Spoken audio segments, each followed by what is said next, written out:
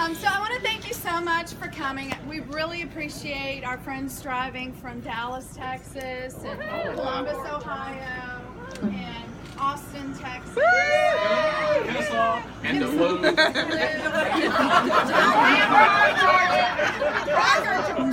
South Carolina. First of all, the beautiful glasses that you see on this table here are take home, so please take one home with you. This is your party favor for the evening. Empty or full?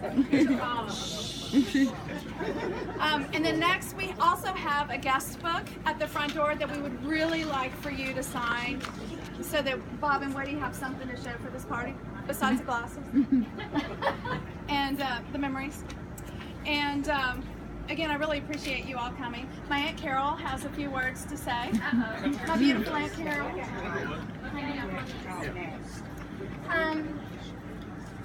I have your attention, please? 50 years ago, March 19th, I would have never thought we would be all standing here today with Bob and Woody and the most beautiful extended families that we have gotten from this marriage. We have wonderful markers and extended families from the markers. The other thing is the wonderful thing that Bob and Woody produced.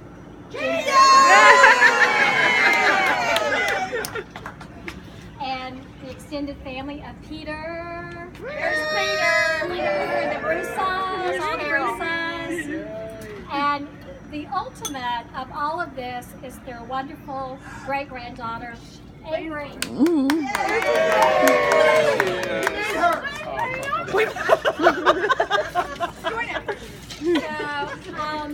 my toast is to Bob and Woody for their great production.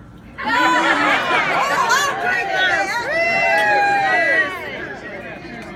doesn't have a drink. You want some more?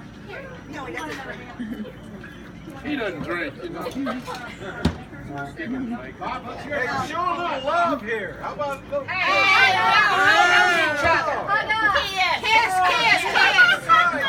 How about a kiss?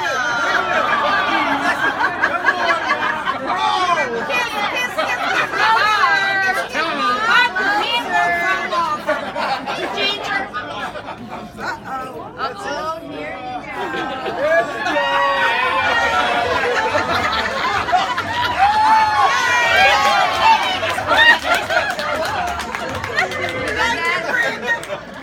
Thank you, Brenda. Only my friend Brenda would be. Good for you, Brenda. I scared the snot out. So I prepared a little speech, and unfortunately it's not memorized, but I do have it written down, so if I get stuck, here I am. So I wanted to tell you that I love hearing about how my parents met. They were both on dates with other people, and Bob asked Woody to dance, and she said no way. But he didn't give up. Not soon after that, Woody and Peggy became friends and went on a double date, and it turns out Bob was Woody's date. And I think there was some sneaky planning in that somehow. Yeah, it's possible. When Woody met Big Daddy and Big Mama, Bob's grandparents, well, that sealed the deal. Woody married all of Marker family at that point. Cut to the wedding, March 21st, 1966, Sandy Springs United Methodist Church. The wedding and reception were both at the church. Oh, I'm sorry, 1919. Oh, well, it's a senior moment. Yes, a senior moment. Sorry. You're too young for that. Weezy had planned the flowers, the photographer, the food. Woody was beautiful. Her bridal party was absolutely magnificent. And I'm certain Bob and his buddies were disappointed there wasn't booze. Oh, yeah. There was. Right. It was a Methodist church. And back then. No, not in the church. Well, nowhere. parking lot outside? Under the seat. So post-wedding, Bob and Woody honeymooned at the Sea Island Cloister, and Bob fell asleep to Gunsmoke. Wow. Gunsmoke. Gunsmoke? Yeah, she Wait. fell asleep to Gunsmoke. I don't know how she fell asleep to Gunsmoke. Why was the TV on? Nope. What? So post-wedding, Bob and Woody went to, no. Yeah. I moved to Nashville, Cincinnati, Portsmouth, Ohio, and Evansville, Indiana with Kmart, and Woody still stuck around. Yes. So Bob sold Fuller brushes door to door in Atlanta when I came along. He landed a sales job with Solo because Solo thought if this guy can carry a briefcase around door to door selling clear brushes, he can sell a Solo cup. And don't forget his persistency. So, yeah, Solo cup, fill it up.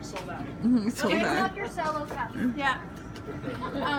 So we moved to Nashville, where Bob worked in Middle and East Tennessee. Woody joined Beta Sigma Phi sorority, and Woody and I hung out until she started working for sales consultants and eventually Colgate-Palmolive.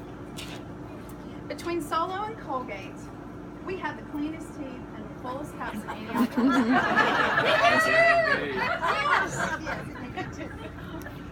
And oh, the friends that we made in Nashville are priceless. Absolutely. Where's the girl? Right here. Oh, there she is. So moving back to Atlanta in 1985 was a great time. We needed a change as a family.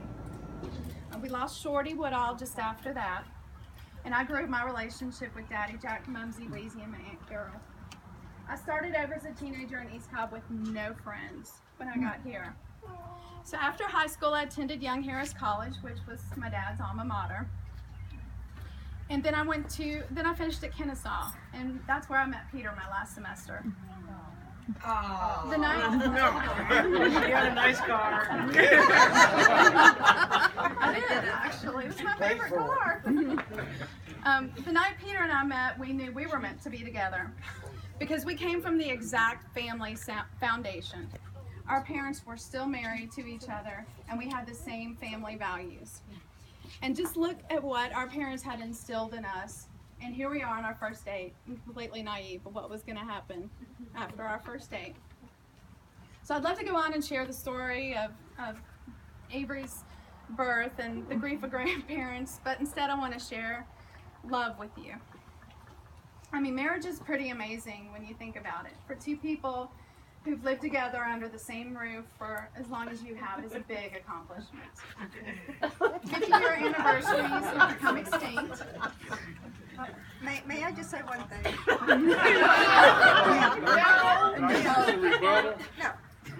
Ginger and I loved it when he traveled. Now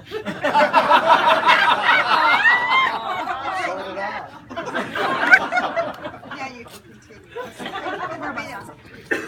Oh yeah, 50-year anniversaries are becoming extinct, yet again proving that long marriages deserve awards and praise. Through that sickness and health stuff, they forged ahead. The TV volume increases until the house shakes. Someone is always late to church, but not to her volunteer activity. But these two are busy, and yet they don't even talk to each other at dinner. And it's because either they don't have anything to say or they can read each other's minds. I'm not real sure.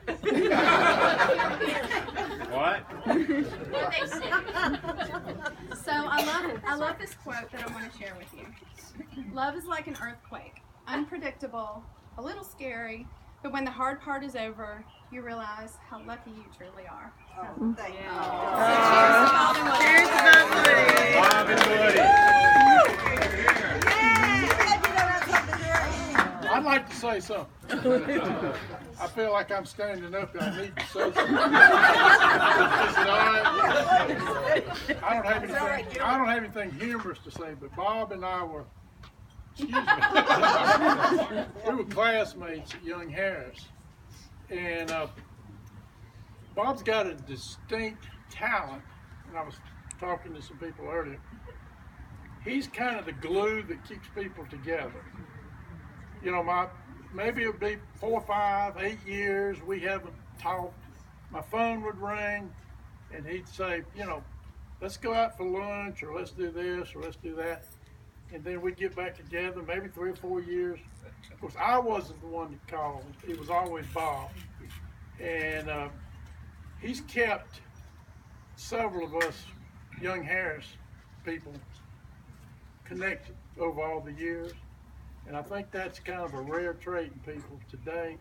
Because I know like my high school friends I've tried to keep up with, you know, I call them and I'll never hear from them. They never return my call. That might tell me something.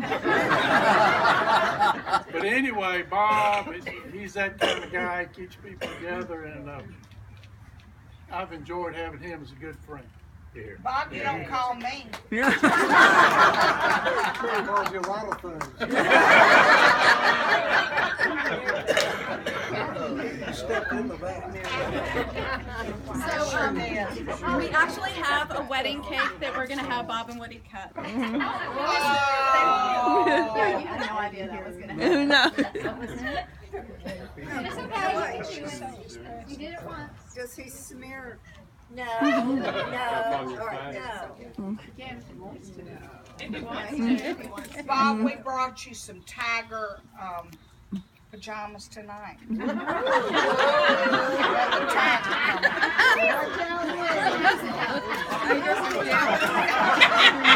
Bob. Get gun smoke on. TV land. Gun smoke marathon. Booze is good, bro. That's good company.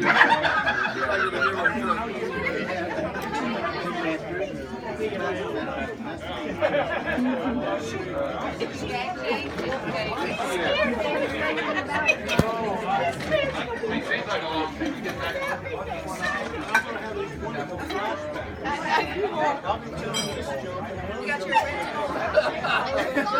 50 years old.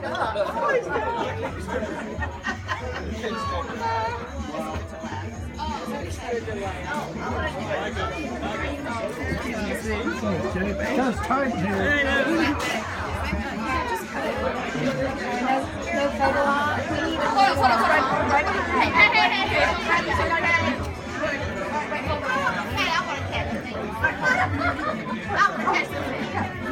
We did. She's the one We did talk about it. Yeah. Okay, let's look Okay. All right, what? Just like you did 50 years ago. I don't know how you use that. Have you seen that this is her monogram on it? It's from her person.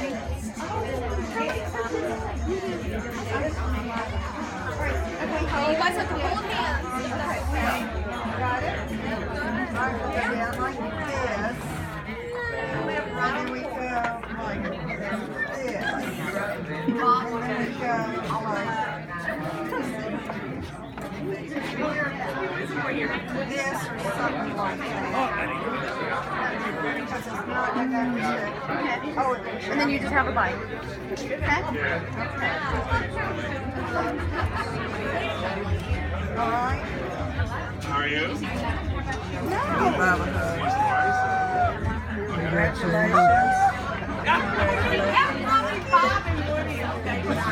Did you see the picture in there? I'm going right there. Yes. There's a picture. Okay. Yeah. Yes. So you're gonna feed me and I'm gonna feed you.